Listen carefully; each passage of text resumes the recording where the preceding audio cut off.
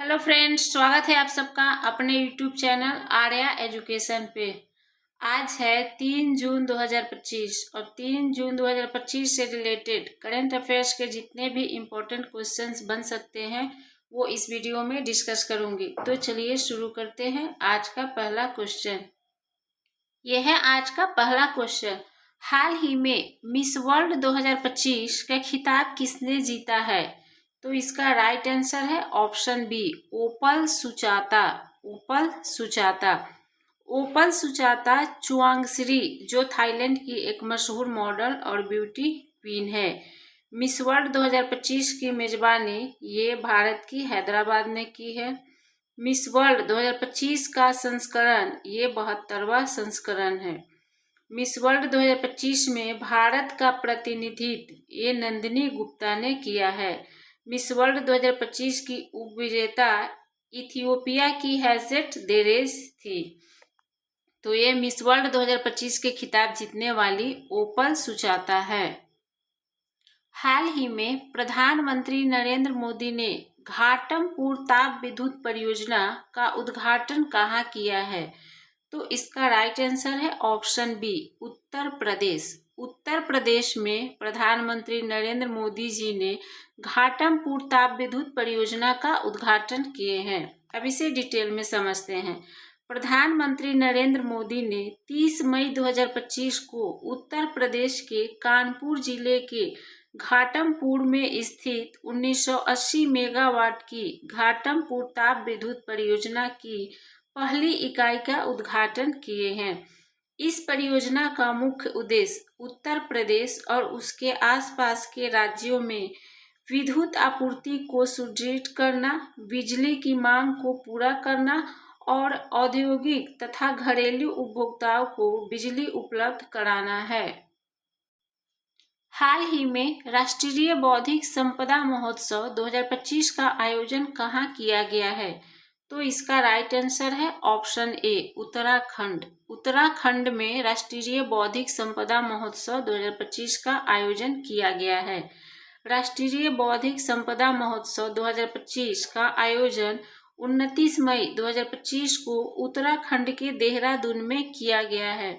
इस महोत्सव का उद्देश्य भारत में बौद्धिक संपदा के प्रति जागरूकता को बढ़ावा देना है और इसकी थीम है feel the beat of intellectual property rights. ये है राष्ट्रीय बौद्धिक संपदा महोत्सव 2025 की थीम है।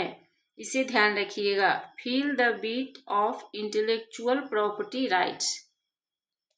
हाल ही में विश्व तंबाकू निषेध दिवस 2025 कब मनाया गया है? तो इसका राइट आंसर है ऑप्शन सी, 31 मई। 31 मई को विश्व तंबाकू निषेध दिवस मनाया जाता है।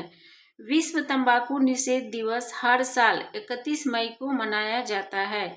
इस दिवस का उद्देश्य तंबाकू के सेवन से होने वाले स्वास्थ्य नुकसान के प्रति लोगों को जागरूक करना और तंबाकू के उपयोग को वैश्विक स्तर पर कम करना है। विश्व तंबाकू निषेध दिवस पहली बार 1988 में विश्व स्वास्थ्य संगठन द्वारा आयोजित किया गया था और इसकी थीम है उज्जवल उत्पाद, काले इरादे और अपील का पर्दाफाश। ये है विश्व तंबाकू निषेध दिवस 2025 की ये थीम है, उज्जवल उत्पाद, काले इरादे, अपील का पर्दाफाश। हाल ही में एशियाई सुरक्षा शिखर सम्मेलन 2025 का आयोजन कहाँ किया गया है? तो इसका राइट आंसर है ऑप्शन ए, सिंगापुर। सिंगापुर में एशियाई सुरक्षा शिखर सम्मेलन 2025 का आयोजन किया गया है। अब इसे डिटेल में समझते हैं। एशियाई सुरक्षा शिखर सम्मेलन, जिसे सांग्री ला वार्ता भी कहा जाता है, इसके 22वां संस्करण का आयोजन 30 मई 2025 से 1 जून 2025 तक सिंगापुर में किया गया है। भारत की ओर से इस सम्मेलन में मुख्य रक्षा प्रमुख जनरल अनिल चौहान ने प्रतिनिधित्व किया। इस शिखर सम्मेलन का उद्देश्य क्षेत्रीय रक्षा सहयोग को सुदृढ़ करना, आपसी सुरक्षा हितों पर विचार करना तथा रणनीतिक संवाद को बढ़ावा देना है और ये थीम है इस बार एशियाई सुरक्षा शिखर सम्मेलन 2025 की ये थीम है भविष्य के युद्ध और युद्ध, भविष्य के युद्ध और युद्ध। तो ये एशियाई सुरक्षा शिखर सम्मेलन 2025 का आयोजन ये सिंगापुर में हुआ है। हाल ही में प्रधानमंत्री नरेंद्र मोदी ने जयप्रकाश नारायण अंतर्राष्ट्रीय हवाई अड्डे के नए टर्मिनल का उद्घाटन कहाँ किया है? तो इसका राइट आंसर है ऑप्शन बी, बिहार। बिहार में प्रधानमंत्री नरेंद्र मोदी जी ने जयप्रकाश नारायण अंतर्राष्ट्रीय हवाई अड्डे के नए टर्मिनल का उद्घाटन किए हैं। प्रधानमंत्री नरेंद्र मोदी ने 29 मई 2025 को बिहार के पटना स्थित जयप्रकाश नारायण अंतर्राष्ट्रीय हवाई अड्डे के नए टर्मिनल भवन का उद्घाटन किया है और यह है बिहार से रिलेटेड। तो बिहार की स्थापना ये 22 मार्च 1912 को हुई थी और बिहार की राजधानी ये पटना है। बिहार के मुख्यमंत्री नीतीश कुमार हैं और बिहार के राज्यपाल आरिफ मोहम्मद खान हैं। तो ये जयप्रकाश नारायण अंतर्राष्ट्रीय हवाई अड्डे के नए टर्मिनल का उद्घाटन ये बिहार में हुआ है। हाल ही में आईपीएल इतिहास में 300 छक्के लगाने वाले पहले भारतीय खिलाड़ी कौन बने हैं? तो इसका राइट आंसर है option A, Rohit Sharma. Rohit Sharma IPL इतिहास में 300 छक्के लगाने वाले पहले भारतीय खिलाड़ी बने हैं।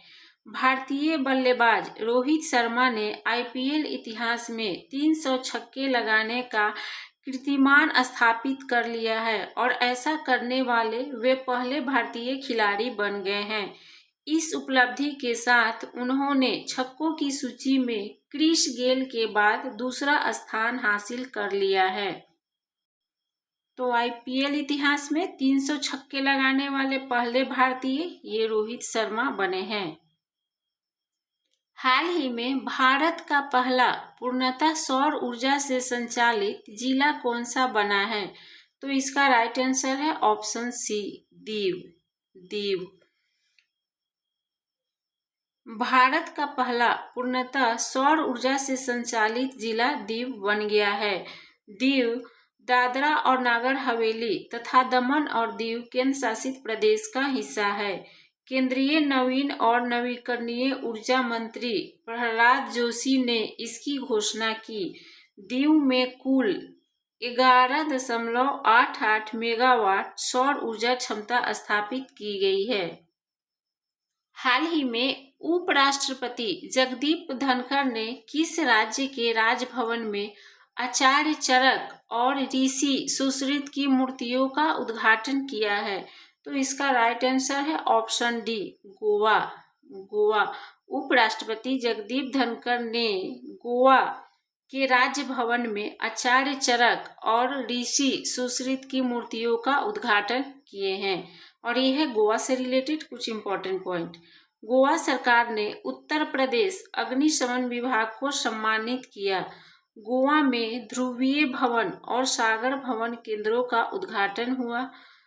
55वीं भारतीय अंतर्राष्ट्रीय फिल्म महोत्सव गोवा में आयोजित किया गया।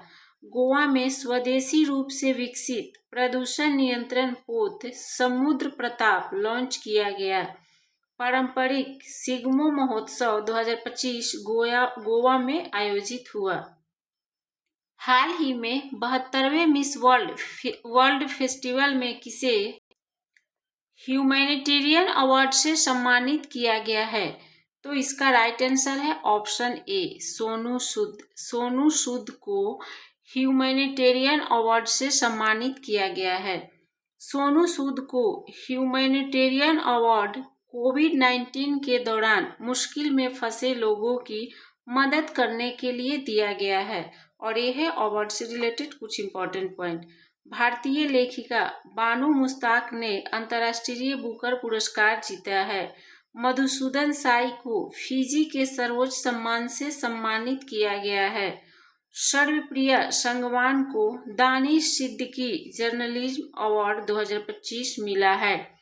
तो ये रहा आज का करंट अफेयर्स जो आपके सारे एग्जाम्स के लिए बहुत ही इम्पोर्टेंट है। फिर मिलते हैं अगले वीडियो में।